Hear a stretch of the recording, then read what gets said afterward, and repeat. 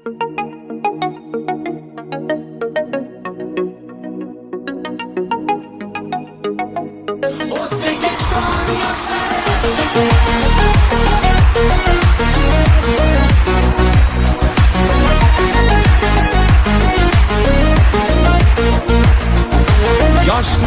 dilimizda ezgu ahd bo'lgay, har yurakda shiddat bo'lgay, shaxt bo'lgay. Yoshmiz dilimizda ezgu ahd bo'lgay, har yurakda shiddat bo'lgay, shaxt bo'lgay. Yurtboshimiz ko'rsatgan yorug' yo'l.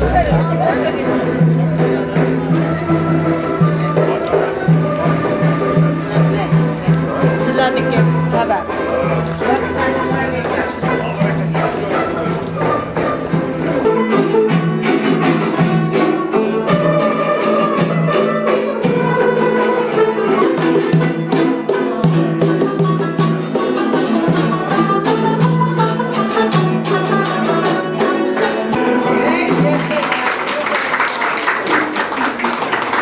Osmonlarda yurganlar, oltin saroy qurganlar, ne beray deb turganlar, bolaga kitob bering.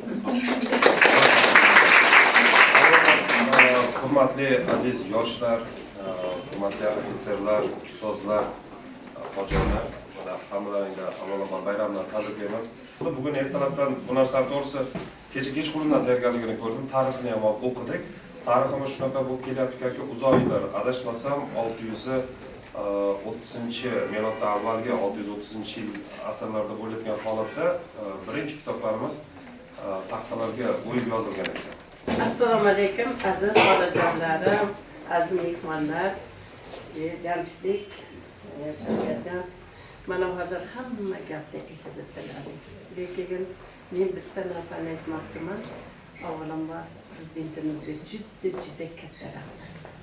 Biz avvalgi biz o'qigan davrlarni hozirgiga taqqoslab bo'lmaydi. Chunki men shu hayotda hozirgi kundagi ta'limga bo'lgan e'tibor, mana shu yoshlarimizga bergan e'tibor, umuman shaydagi muallimlarga, murabbiylarga, mana bu fikrlarga, mana shu yonimda turgan qizlarimizga bergan e'tibor, g'amxo'rliklarni ko'rib, bo'layotgan islohotlarni ko'rib, Yaratganga shukr deyman. Assalomu alaykum. Hurmatli jamoat, hurmatli ustozlar, hurmatli rahbarlar. Uy xonadonida 15 mingta kitobni aslayotgan Nargiz opa borlar, 28-maktab ustozimiz, kutubxonachi ustozimiz. O'ziga yarasha o'rni bor Mingbuloq tumanida, albatta bu sohada. Shuning uchun bundan keyin ham Xudo xohlasa, albatta bu topshiriqlar qatori o'zimiz ham chin dildan vijdonan harakat qilib, o'qib, o'rganib, qolaversa to'y bo'g'inga ham yetkazamiz. Bizni Mingbulog'imiz avval Mingbuloq deganda hamma agrar hududni tushunardi. Hozir faxr bilan ayta olamizki, salohiyatli kadrlar yetishtirib beradigan tumanga aylanyapmiz desak aslo mubolag'a bo'lmaydi. Endi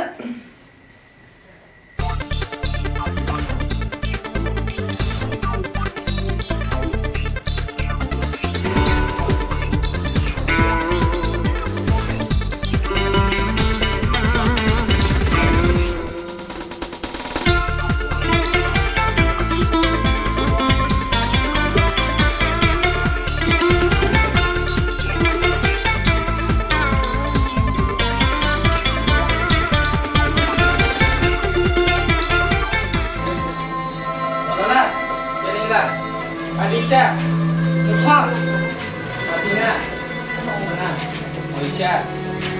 Nima uchun aynan Yevropadaman? Men millatim kelajagi uchun Yevropada o'qishni afzal. Nega deysizmi? Chunki siz jigar nima vazifa bajarishni bilasizmi? Siz bilasizmi? Jigar inson qonini tozalaydi. Agar u xasta bo'lsa, butun qon buziladi. Buzilgan qondan esa sog'lom avlod tug'ilmaydi. Men ilm olib millatim jigarini davolayman.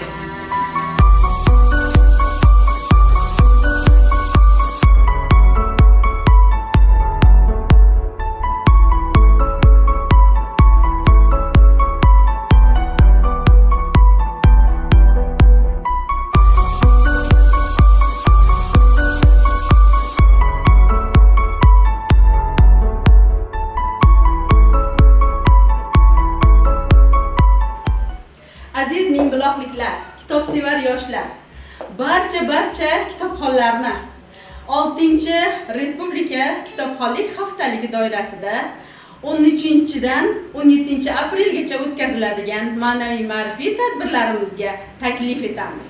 Qayerda ekanligiga qiziqyapsizmi? Albatta bu tuman axborot kutubxona markazida. Biz sizlarni tuman axborot kutubxona markaziga taklif etamiz.